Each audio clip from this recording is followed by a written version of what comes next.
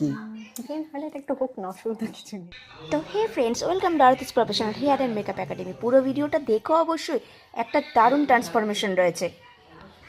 First of all এবার যে আমরা প্যাচ টেস্টটা এখানে করেছি, প্যাচ টেস্টে যে লেভেলের কালার আমার দরকার, এখানে পুরো রেড কোট ভর্তি আন্ডার কোটে। এটার কারণ হচ্ছে তুমি রেড শেড আগে করা ছিল।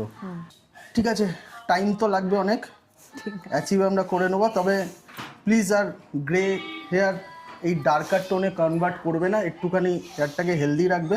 পুরো রেডিশ অরেঞ্জিশ টোন ভর্তি, বুঝতে পারছো? আমাদের কাছে একটু চ্যালেঞ্জিং ব্যাপার হবে এটাকে ব্রাউনে কনভার্ট করা অনেকটা চ্যালেঞ্জিং ব্যাপার হবে। ঠিক আছে, চলো দেখি কতক্ষণে কি করা যায়।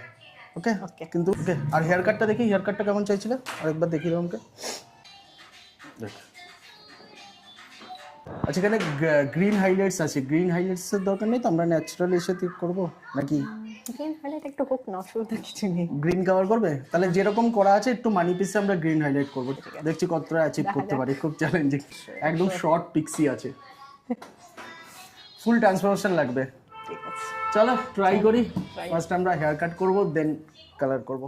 তো ম্যামের নিউ লুকটা কীরকম হবে, এক্সাইটেড? পরের পার্ট অবশ্যই কিন্তু দেখো।